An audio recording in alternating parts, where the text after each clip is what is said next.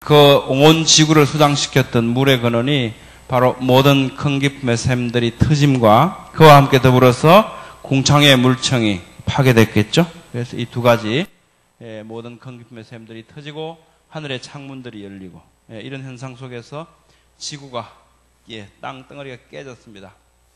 깨지고 거대한 물살이 온 지면을 휩쓸고 지나갔습니다. 그렇게 되니까 깨진 주위에 균열 부위 양측 암석들이 빠르게 침식되고 깎여나가면서 이 깎여나간 침식 입자들이 거대한 흙탕물을 형성하게 되죠. 그럼 우리가 1994년도 콜로라도 주립대학에서 했던 그 플룸 실험처럼, 혼탕유 실험처럼 그 각각 분쇄된 알갱이들이 크기별로 파티클 소팅이 일어나죠. 파티클 소팅이 일어나서 퇴적층을 형성하게 되었습니다. 그래서 그런 실험들을 우리가 봤습니다. 그래서 이렇게 지구가 깨질 때 우리가 지금 바닷속에 깨져 있는 해령의 모습들, 열곡의 모습들을 보면서 그때 얼마나 큰 흐름이 있었는지, 그리고 그걸로 인해서 지층들이 형성될 수 있었다는 것을 알 수 있습니다.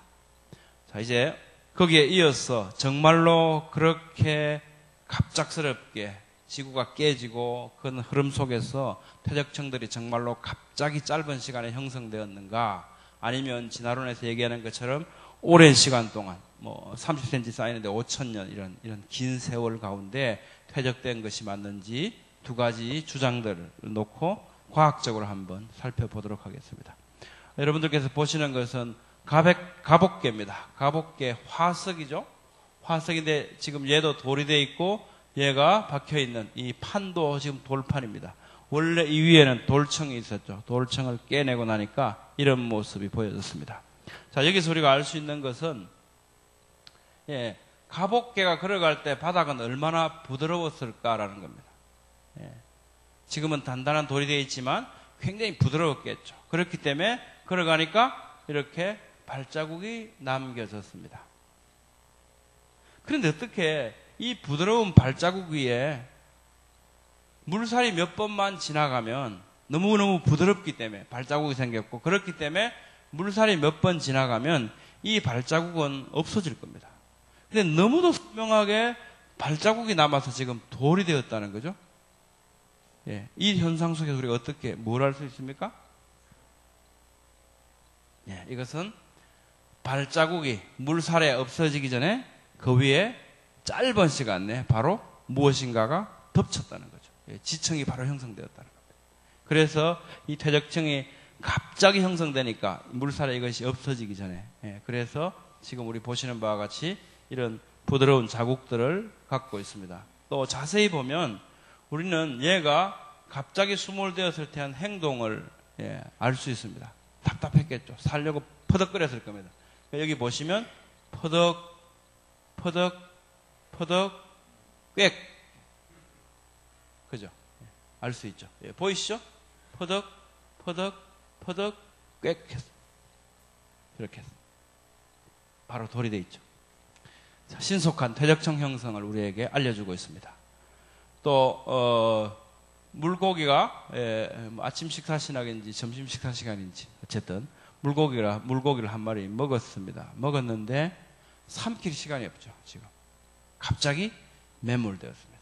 갑자기 매몰되어서 물고기를 삼키도 못한 채 지금 그대로 돌이 되어 있습니다. 이렇게 퇴적은 갑자기 매몰되면서 퇴적층이 이루어졌다는 걸 잘 알 수 있습니다. 퇴적과 관련해서 당시 어떤 상황을 알 수 있는가? 갑자기 매몰되었구나. 지층은 갑자기 형성되었구나 라는 겁니다. 이키오사우루스입니다. 새끼를 낳다가 돌이 됐습니다. 여기서도 마찬가지 같은 정보를 주고 있고요. 이거 몽골 고비 사막에서 발견된 공룡 두 마리가 죽을 똥 살 똥 모르고 싸우다가 둘 다 죽었습니다. 돌이 되어 있습니다. 돌이. 이것도 어떻게 했습니까? 얘들이 갑자기 묻힌 거죠. 갑자기 묻힌 겁니다. 이것도 마찬가지로 같은 정보를 줍니다. 얼마나 급작스럽게 퇴적 지층이 쌓였는지를 알 수 있고요. 가장 놀랍게 하는 것은, 제가 본 것 중에 가장 놀랍고 정확한 정보를 주는 게 바로 이 고래들이, 346마리의 고래들이 땅에 묻혀서 화석이 되어 있습니다. 이 너무 놀라운 사실입니다. 바다 속에 그 거대한 고래가 도대체 어떤 일이 있었길래 흙에 묻혀서 지금 돌이 되어 있습니다. 그것도 한두 마리가 아니고 346마리입니다. 이게 이제 페루 리마 남쪽 350km 지점인데 바닷속입니다. 바닷속인데 두께 80m 두께 규조토 퇴적암 내에서 346마리의 고래 화석이 발견됩니다. 자, 그렇다면 이 346마리의 고래들은 이 80m 되는 두께의 규조토가 갑자기 들어닥쳤어. 예. 도대체 피할 틈도 없이 그대로 묻힌 겁니다. 이게 바닷속이잖아요. 그런데 규조토 속에 묻혀서 돌이 되어 있다는 거죠. 이게 엑스레이를 찍어서 이게 어디에 있는가 이제 위치를 판별한 건데 이게 346마리 고래들. 근데 얘들은 고래들만 묻힌 게 아니고 이 가운데는 거북, 바다 표범, 물고기, 나무늘보, 펭귄, 육상 동물들도 같이 발견됩니다. 자, 이게 도대체 어떻게 해서 바닷속에 사는 이 거대한 고래들이 이런 육상 동물들과 함께 묻혀서 돌이 되어 있을까요? 이 육상 동물들, 이 거대한 고래들 할 것 없이 어떻게 어떤 것도 거부할 수 없는 그 엄청난 격변이 있었다는 거죠. 예. 그 엄청난 물살, 거기에 휩쓸려서 속수무책으로 다 떠내려간 거죠. 떠내려가서 한꺼번에 묻혀서 이런 모습을 보여줍니다. 우리 이 화석이 이렇게 묻혀진 모습들을 보면 본 적은 없지만 그 사건이 얼마나 엄청났는지 알 수 있습니다. 그래서 정리해보면 이렇죠. 346마리 고래들이다. 또 얘들하고 같이 육상동물과 함께 묻혔다. 그리고 뼈, 수염 등이 완벽하게 보존되어 있습니다. 그것은 매우 거대한 규모의 퇴적이었음을 알 수 있고요. 또 그것은 천천히가 아니고 아주 갑작스럽게 아주 격변적으로 매몰되었다는 걸 알 수 있습니다. 천천히 되었다면 그런 동물들, 고래들이 어떻게 묻힐 수 있겠습니까? 안 묻히죠. 천천히 퇴적되는데. 그리고 얘들이 지금 어떻습니까? 뼈, 수염 등까지 완전하게 보존되어 있다고 하는 것은 화석화 과정이 매우 빠르게 일어났다는 겁니다. 제 고향이 울산인데요. 고래를 과학적으로 이제 또는 학교의 표본으로 삼기 위해서 고래뼈를 채취하지 않습니까? 이걸 하기 위해서 어떻게 하냐면 고래를 잡으면 그 목적으로 산에 갑니다. 산에 가서 흙을 파고 고래를 묻어놔요. 3년을 기다립니다. 3년을 기다리면 뼈만 남습니다. 정확하게. 살은 전부 없어지고 뼈만 깨끗하게 남죠. 이게 칼로 내는 게 아니고 땅에 3년을 묻어두면 깨끗하게 뼈만 상하지 않고 남습니다. 그래서 그걸 표본으로 사용을 해요. 자, 그런데 얘들은 굉장히 오래됐겠죠? 오래됐는데 불구하고 3년이 지나면 보통 흙에 묻히면 3년이 지나면 어떻게 됩니까? 모두 부패하고 뼈만 남죠. 세월이 더 가면 뼈까지 이제 썩어가겠죠. 그런데 얘들은 그게 아니고 뼈만이 아니고 수염까지 완벽하게 보존되어 있다. 이 얘기는 화석화 과정이 일어날 때는 뭔가 보통 흙에 묻히는 이런 상태가 아니고 갑자기 돌이 되기 시작했다는 거예요. 묻히면서. 그러니까 그 모습을 그대로 유지하고 있다. 그래서 이것은 화석화 과정이 아주 신속하게 일어났다는 것을 알 수 있습니다. 어떻게 해서 얘들이 화석화되어 갔을까? 돌이 되어 갔을까? 또 미국 유타주 국립공원 공룡유적지가 있는데요. 쿼리 센터라고 합니다. 여기 보면 벽을 이렇게 노출을 시켜놨습니다. 70m 정도 벽을 노출시켜서 위에 이제 유리로 이렇게 하우스를 만들었죠. 해서 벽을 그대로 볼 수 있게 했습니다. 자연 상태. 근데 여기에는 1000여 개가 넘는 공룡뼈들이 매몰되어 있습니다. 만약 자연 상태에서 얘들이 죽었다면 1000여 개가 넘는 공룡들이 무슨 공동묘지에 우리 가서 죽자고 한꺼번에 거기 가서 죽지는 않겠죠. 여기저기 흩어져 있어야 되죠. 근데 전부 몰려 있습니다. 이 거대한 공룡들이 거부할 수 없는 그 거대한 힘에 묻혀서 패대기 쳐진 거죠. 수많은 공룡뼈들. 근데 공룡뼈들만 있는 게 아니고 대합 쪽의 화석도 나옵니다. 포유류 화석도 나옵니다. 그런데 식물 화석은 거의 없습니다. 만약 자연 상태에서 죽었다면 공룡은 자기가 즐겨 먹던 풀들하고 식물들하고 그 사이에 죽어서 같이 화석이 돼야 됩니다. 그런데 이상하게도 식물 화석은 거의 발견되지 않고, 육지에 사는 공룡이 대합 조개 화석, 이런 애들하고 같이 발견됩니다.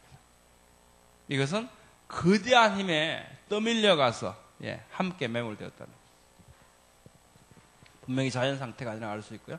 네브라스카의 뼈의 동굴이라고 부릅니다, 여기는. 물고기, 공룡, 맘모스, 양서류 아주 다양합니다. 이런 다양한 6,000마리 이상의 바다 생물, 육지 동물, 식물 화석이 혼재되어 있습니다. 이거 역시도 엄청난 격변 속에 휘몰아쳐서 한꺼번에 패대기 쳐졌다. 이걸 알 수 있습니다. 자연 상태에서 그대로 된 게 아니다. 어떻게 이들은 그러면 신속하게 화석화되었을까? 왜 지금은 울산에 산에다가 묻어놓으면 3년만 되면 다 썩어서 없어지고 뼈만 앙상하게 남는데 얘들은 어째서 이렇게 돌이 되었을까? 원리는 매우 간단합니다. 이 넥타이를 시멘트 용액에 넣었다가 건지면 시멘트 색깔이 나겠죠. 일주일 기다리면 단단한 시멘트 넥타이가 됩니다. 근데 그걸 그대로 땅속에 보존을 하면 넥타이에 있는 유기질 성분들은 전부 다 시간이 가면서 부패되겠죠. 그리고 뭐만 남습니까? 시멘트 형태만 남아서 이건 시멘트 넥타이가 되죠. 얘들은 전부 다 그렇게 해야 돌이 되어 남습니다. 그럼 그때 어떻게 해서 그런 현상이 벌어졌을까? 우리가 돈을 주고 사 먹는 물을 미네랄 워터, 광천수 또는 수심뭐 몇 미터에서 한 안반수 이런 선전 많이 들어보셨죠? 미네랄 워터, 광천수, 미네랄 광 이게 뭡니까? 광물질이란데 광물질. 그건 무슨 얘기냐면 돌물이라는 거예요. 물이 좀 표현이 이상하죠? 광물질, 광천수 이런 얘기는 돌 성분이 광물질이 들어있는 성분을 우리가 먹는다는 거예요. 우리 몸속에 놀랍게도 막 쇠덩어리, 덩어리는 아니지만 쇠 성분, FE, 철분 다 들어있죠. 뼈 속에도. 살 속에도, 피 속에도. 철분 이런 것도 다 들어있습니다. 뭐 망간 뭐 이런 게. 밀양 연소들이 다 들어있어요. 정말 신비스럽죠. 근데 이 많은 광물질들이 어디 있냐면 땅속 깊은 곳에 존재합니다. 그래서 그걸 꺼내서 광천수라고 말해요. 자, 이 온 지구를 수장시켰던 그 물이 어디서 왔다고 그랬습니까? 모든 큰 기품의 샘들이 터진 거죠. 땅속 깊이 있는 것이. 이게 터져 올라왔습니다. 거기는 뭐가 풍부하겠습니까? 미네랄이 풍부하죠. 광물질들이 아주 풍부한 그 물이 올라왔습니다. 그래서 그 물에 적셔졌어요, 얘들이. 적셔질 때부터. 그래서 그 물에 적셔지니까 더 이상, 썩질 않아요. 우리가 뭐 어떤, 이렇게, 유자라든지 이런 거, 뭘 이렇게 절여서 할 때 설탕 용액 절이죠? 그러면 안 썩지 않습니까? 부패하지 않고. 그것처럼 이게 광물질에 적셔지는 거죠. 광물질에 처음부터.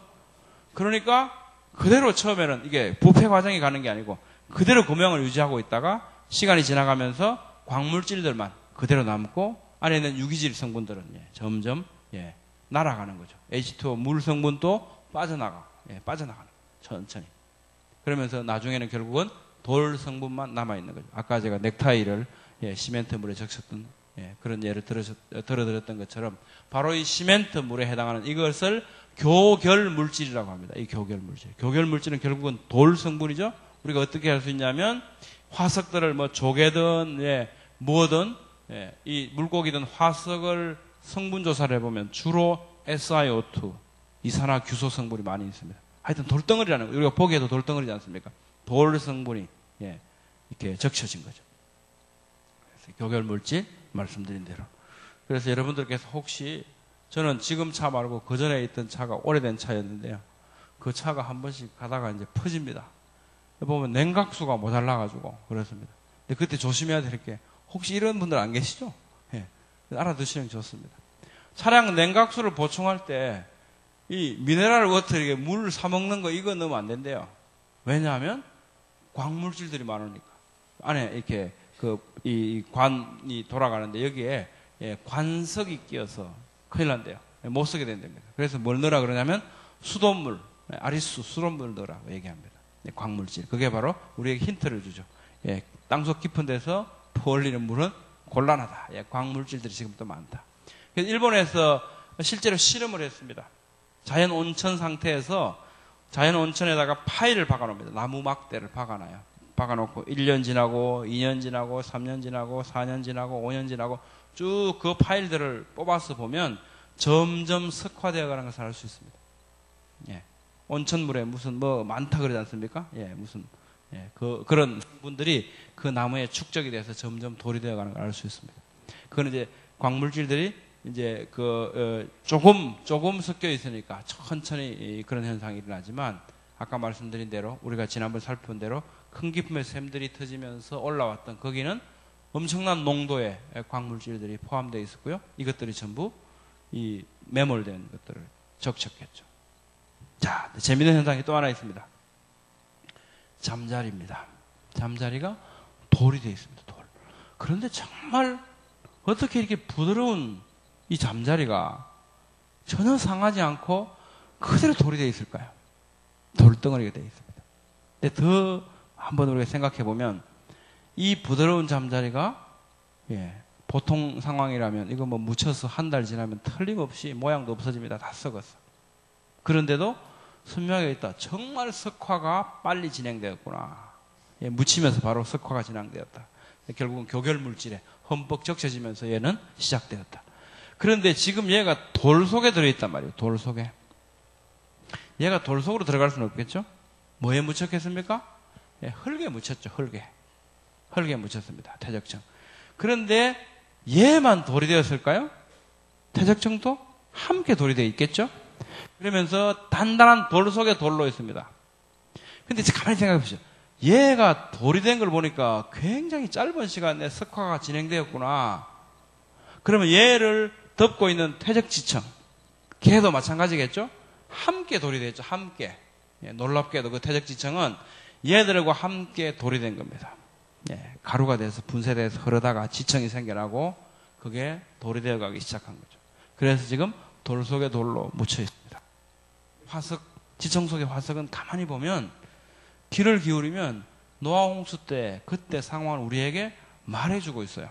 이건 영어도 아니고 히브리어도 아니고 한국어도 아닙니다. 만국 공통으로 우리에게 말해줍니다. 부드러운 잠자리, 부패하지 않고 돌이 됐다. 돌 속에 있는 이 잠자리는 어떻게 돌 속으로 들어갔을까? 아니다. 매몰될 당시에 흙퇴적층에 매몰되었는데 화석화되면서 흙퇴적층도 함께 석화됐다. 그래서 퇴적층 속에 이런 화석으로 존재하고 있습니다. 정리해보면 이렇죠? 큰 기품의 샘들이 터지지 않습니까? 이 토양들이 깨져나가면서 전부 가루가 되죠. 토양들은 안반도 일부는 깨져서 가루가 되었습니다. 그래서 거대한 흐름 속에 흐르기 시작합니다. 근데 이 흐름의 이 물은 뭐예요? 많은 광물질들을 포함하고 있는 그 물이었습니다. 그 물이 흘러가면서 1994년 콜로라도 주립대학 실험에서 보여주는 바와 마찬가지로 그 거대한 흐름 속에서 밑에 지층들이 막 형성되어 갔습니다. 이 형성된 지층 속에서 생물들은 전부 갇히게 됐죠. 매몰되었습니다. 그래서 이것이 퇴적층 속의 화석으로 발견되어 가죠. 성경은 이렇게 말씀합니다. 같이 읽어보죠. 시작. 내가 그들을 땅과 함께 멸하리라. 그냥 멸하는 게 아니고 땅과 함께 멸하리라. 이렇게 말씀됩니다. 여러 가지 의미로 우리는 해석할 수 있지만 지질학적으로 이렇게 보면 정말로 땅과 함께 멸해졌습니다. 땅이 가루가 되면서 그 속에 이 모든 생물들이 들어가 있습니다. 노홍수 사건을 잊지 말라. 그 흔적을 우리에게 생생히 남겨주고 있습니다. 해령들 깨진 자국만이 아니고 퇴적층 속의 이 화석들을 보면 그때 그 일들을 상기시켜줍니다. 관찰 결과 정리해보면 갑자기 매몰돼서 화석화됐다. 갑작스런 지층의 형성과 잘 조화되죠. 더구나 300마리 이상의 고래들, 해령의 존재, 지난 시간에 살펴본 해령의 존재는 가히 온 땅을 수장시킬 만한 전 세계적인 격변에 있었음을 보여주고 이것이 모든 큰 기품의 샘들의 터짐이었을 것입니다. 이로 인해서 유출된 교결물질, 광물질들은 엄청난 양이어서 현재 지표면의 75%를 퇴적지층이 덮고 있습니다. 평균 두께가 1.6km 정도 된다고 합니다. 그 엄청난 퇴적지층들이 전부 다 지금 뭐가 되어 있냐면 돌이 되어 있죠. 돌. 그것을 돌로 만들 만큼 엄청난 교결물질, 광물질들이 뿜어져 나왔었다는 거죠. 그래서 지표면 75%의 평균 1.6km 두께를 덮고 있는 퇴적지층과 그 안에 매몰된 수많은 화석생물들, 이 화석생물들이 석화되도록 이렇게 가능하게 해 주었을 것이다. 이것이 바로 어떻게 전 세계적 홍수가 가능했을까라고 하는 데 대한 답입니다. 그러면 우리가 실제 우리가 발견되는 삶 속에서 정말로 지층이 그렇게 짧은 시간에 형성될 수 있을까? 여기가 캘리포니아입니다. 여기가 오레곤주고요. 여기 워싱턴주입니다. 워싱턴주 바로 밑에 오레곤주하고 이게 접해져 있는 그 부분에 보면 세인트 헬렌스 산이 있습니다. 여기에서 1980년 5월 18일 날 화산 폭발이 일어납니다.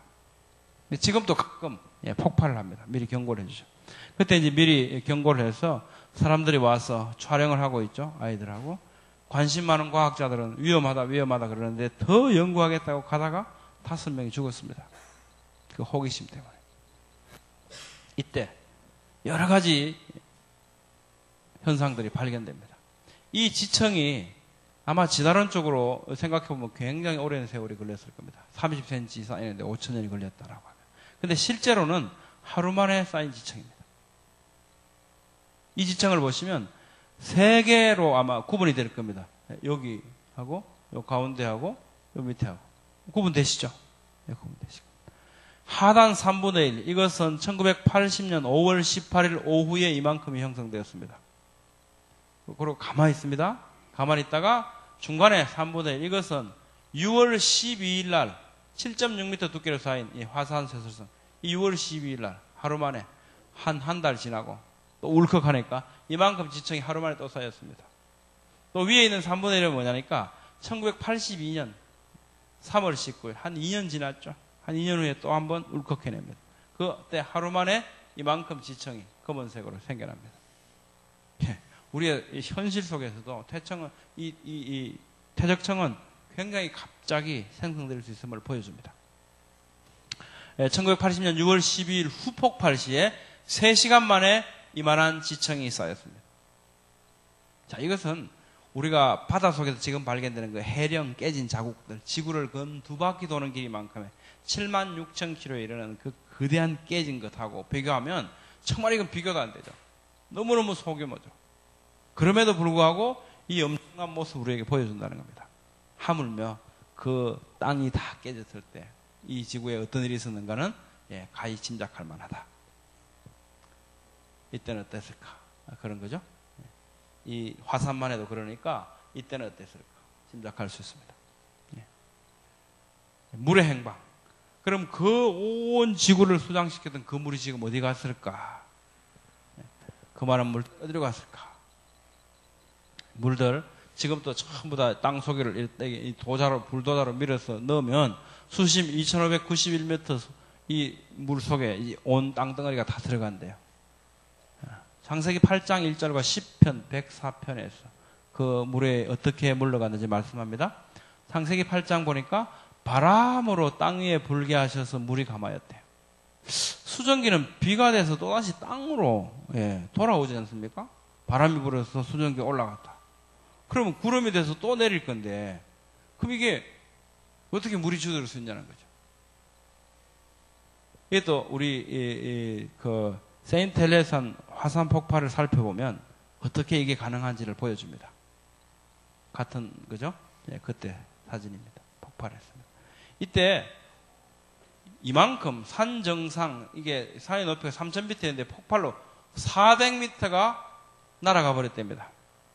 날아갔는데 이게 1980년 5월 18일 날 이게 세인트 헬렌산 이거죠. 이게 2차 대전 때 히로시마 원폭의 34,000배 힘이랍니다. 그렇게 해서 막 엄청난 이런 일들이 있었죠. 자, 이런 일이 생기고 나니까 호수들이 요만했는데 원래 화산이 일어나기 시작하니까 호수가 막 커지죠. 없던 호수들이 막 이렇게 생겨납니다. 주위에. 화산 분출물의 90% 이상은 물이죠, 물. 광물질을 갖고 있는 물. 이게 땅 속에서 솟아오르죠. 그러면서 호수들이 막 커지고 생겨나고 이렇습니다. 그래서 막 이게 수심이 막, 수면이 100m 이상 높아지기도 하고요. 이런 현상들을 보여줍니다. 그러면서 관찰된 게 이때가 초여름이었습니다. 초여름인데, 초여름에 5월 말부터 시작돼서 한 달 동안 내내 눈이 내리기 시작합니다. 눈이 내립니다. 왜 그러냐? 화산재가 하늘을 덮습니다. 그러면 햇빛이 못 들어오죠. 햇빛이 못 들어오니까 공기는 점점 차가워집니다. 냉랭하게 식어갑니다. 그런데 물은 뜨뜻합니다. 물은 이상하게도 밑에서 올라왔으니까 뜨뜻한 물이니까 정발이 매우 심하죠. 엄청난 수분들이 정발되어 올라가는데 이게 전부 다 구름이 돼서 비가 되어 내리는 게 아니고 공기가 햇빛이 못 들어와서 점점 냉랭해서 뭐가 되어 내리겠습니까? 눈이 되어서 내리기 시작합니다. 눈이 되어서. 홍수 때 생각해보면 모든 건기품의 샘들이 터집니다. 그래서 이런 화산에 의해서 하늘이 까맣게 덮였을 겁니다. 캐노피가 형성됩니다. 화산재로. 그러다 보니까 남극 북극으로 이동한 이 바람이 불어서 바람이 안고 수분을 안고 남극 북극으로 이동하죠. 항상 바람은 극지방을 돌아서 다시 열대지방 쪽으로 늘어옵니다. 그래가면서 그 바람을 안고 극지방으로 옮겨가죠. 수분을 가득 안고 가서 내리는데 뭐가 되어 내립니까? 비가 되어 내리는 게 아니고 눈이 되어 내리기 시작하죠. 극지방은 점점 엄청난 눈으로 둘러싸이기 시작합니다. 그래서 바람을 땅 위에 불게 하시면 물이 줄어들었다. 이건 보통 상태로 구름이 되어서 비가 내린 게 아니고 이 극지방으로 이동하면서 눈이 되어서 눈이 점점 눌리면서 얼음 덩어리가 되죠. 얼음 덩어리. 지금 또 남극 북극 지방에 그 엄청난 얼음 덩어리가 아직도 남아있죠. 그래서 빙하기가 초래됩니다. 빙하기를 설명하기 위해서는 굉장히 긴 시간이 또 필요한데 빙하기가 어떻게 찾아오는 건 아무도 모릅니다. 사실은. 학자들의 추측만 있을 뿐입니다. 아무도 경험한 사람이 없습니다. 실험을 해보긴 합니다. 실험을 해보긴. 기상학자들. 근데 우리에게 힌트를 주는 것은 투마로우라는 영화가 있습니다. 혹시 틈나시면 투마로우 영화를 한번 보십시오. 그걸 보시면 극지방에 이 추위가 계속 집적이 됩니다. 계속 집적되면 이게 임계치에 달하면 추위가 폭발하기 시작합니다. 추위가 폭발합니다. 그러면 갑자기 폭발한 추위가 급속도로 번지기 시작해요. 그럼 모든 걸 얼려버립니다. 빙하기는 그렇게 찾아온다. 근데 그런 현상이 어떻게 생기냐 하면 이론적으로는 공기는 엄청나게 추운데 냉랭한데 정발은 빨리 일어나는 상황이어야 한다는 겁니다. 근데 그 상황이 가만히 생각해보면 어떤 상황이겠습니까? 노홍수 때 그런 상황이 벌어져요. 왜냐하면 모든 것들이 건기품 샘들이 터져서 처음에는 물청이 돼서 다 깨지고 내려왔지만 계속되는 화산 폭발 이런 거로부터 화산재들이 쌓이기 시작하죠. 그럼 하늘을 덮었을 겁니다. 얼마 동안 덮었는지 우리는 알 수 없죠. 100년을 덮었는지 150년을 덮었는지. 물론 하나님께서 방주에 내린 그 동물들이 살아갈 수 있도록 하나님께서 초자연적으로 역사해 주셨겠죠. 대부분의 지역들은 깜깜하게 덮여있죠. 햇빛이 못 들어오죠. 그런 상황이 되면 어떻게 됩니까? 공기는 엄청나게 차가운 상황이 됩니다. 근데 밑에 뜨거운 밑에서부터 올라온 이 물들은 정발이 굉장히 많았겠죠. 또 물청들이 그냥 온 지구를 덮어있고 수없이 많은 호수들이 생겨났을 거고요. 그럴 때가 바로 공기는 엄청 추운데 정발은 빨리 일어나는 이 상황이 됩니다. 그래서 보면 캐나다를 덮었던 빙하기 이런 모습들을 지금 흔적을 남기고 있죠. 뭐 알프스나 이런 데 가보면 계곡들이 U자형으로 생긴 게 있어요. U자형으로. 보통 계곡은 이렇게 생기는데 얘들은 U자형으로 생깁니다. 이게 바로 계곡이 만들어지고 나서 다시 이 빙하들이 흐르면서 이런 만든 계곡들은 U자형 계곡으로 남겨져 있습니다. 또 하나는 시편에 말씀해 주는데요. 옷으로 덮은 가지 땅을 깊은 바다로 덮으셨다. 물이 산들 위에 올랐다. 어떻게 산이 오르게 됐을까? 골짜기에 내려갔을까?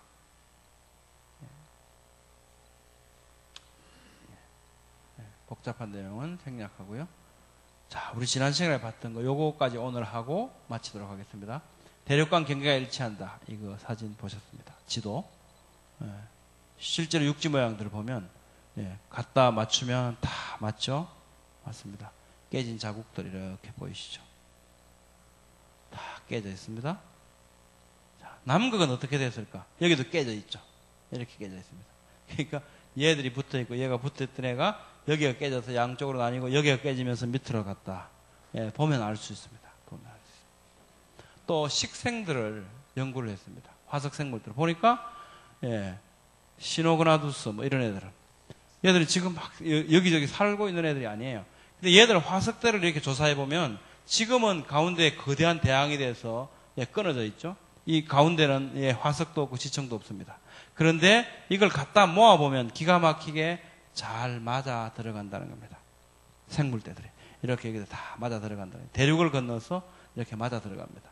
함께 살았다는 거죠. 얘들이 왔다 갔다 하면서. 네, 그래서 그게 멀어져 갔다 하는 것을 다시 우리에게 증거해 줍니다. 자, 그러면 어떤 현상이 벌어지냐면, 예, 큰 깊은 샘들이 터져서 깨져서 양쪽으로 밀리기 시작합니다. 밀려가겠죠. 밀려갑니다. 밀려가다가 어딘가에서는 부딪히겠죠, 또. 지구가 패곡선을 이루고 있으니까. 그죠? 부딪힐 겁니다. 예. 그럼 얘는 이쪽으로 밀렸고요. 얘는 이쪽으로 밀려서 여기 와서 부딪힙니다. 두 개가 부딪히면 어떻게 됩니까? 하나는 밑으로 내려가게 되고 하나는 반대로 위로 올라가게 되죠. 예, 이런 현상이 벌어집니다. 그러면서 조산 운동이 일어납니다. 그래서 부딪히면서 밑으로 내려가는 쪽에 트렌치라고 하는 해구가 형성돼요. 해구. 이 형성된 해구가 지금 우리 일본 열도, 일본의 오른쪽 편 태평양 쪽에 보면 깊은 구덩이들이 있거든요. 그쪽으로 지판이 지금도 밀려 내려가고 있습니다. 지금도 계속 밀려 내려가요. 1년에 12cm 정도 내려갑니다. 이게 내려가면서 계속 밑에 있는 마그마들 얘네들을 건드리죠. 건드리니까 뭐가 생깁니까? 화산이 생기고 지진이 생기고 지금도 그렇게 하고 있죠. 밀려 내려갑니다. 그래서 거기에 깊은 구덩이가 생기면서 해구가 생기죠. 그리고 얘들은 밑으로 내려가고 얘는 올라오게 됩니다. 예, 이런 현상이죠. 밑으로 부딪히니까 내려가고 하나는 올라오고. 이게 조산 운동이라고. 이렇게 해서 산이 만들어진다는 거죠. 자, 밀려나간 반대쪽은 겹치면서 섭입과 조산 운동이 일어납니다. 자, 보시죠. 예, 이 부분이죠. 일본, 이 밑에 바닷속에 깊은 이 검은 이 선들이 해구, 이게 밑으로 내려간 거고, 내려가니까 얘들은 올라온 거죠. 이런 모습을 보입니다. 예, 부딪힙니다. 부딪히면 하나는 내려가고 하나는 올라오게 되죠. 예, 지구를 살피면 다 이런 모습을 보여줍니다. 그래서 이 까만 선이 있는 여기를 전부 다 화산 지구대라고 부릅니다. 지금 또 밀려 들어가고 있죠. 일본이지 않습니까? 일본 보이시죠? 이렇게 들어간다. 반대쪽 겹쳐지면서 올라가고요. 나중에 히쿠시마 원전을 다시 한번 살펴보겠습니다만 원전을 그쪽에 하면 안 되고 반대쪽에 해야 됩니다. 그 동쪽에 태평양 쪽은 언제나 지금 또 섭입이 일어나니까 그 위험에 있습니다. 반대쪽에 해야 돼요. 반대쪽에 하면 우리가 안 좋아하겠죠? 네, 우리가 안 좋아할 겁니다. 어쨌든 지금 또 그런 현상이 벌어집니다. 자, 이렇게 되니까 어떻게 됩니까? 이게 부딪혀서 하나가 밑으로 내리니까 하나가 위로 올라가죠? 산은 올라가게 되죠. 골짜기는 어떻게 됩니까? 밑으로 내려가게 됩니다. 산은 오르고 골짜기에 내려갔습니다. 그러니까 산을 덮었던 전부 덮고 있던 물들이 이게 솟아오르니까 물은 물러가게 되는 거죠. 물러가게 됩니다. 네, 그래서 이게 산은 오르고 골짜기에 내려갔습니다. 그러니까 물은 물러갔습니다. 이렇게 시편이 우리에게 알려주고 있습니다. 네, 이 내용에 대해서 다음 시간에 좀 더 세부적으로 살펴보도록 하겠습니다. 오늘은 여기까지 하겠습니다. 감사합니다.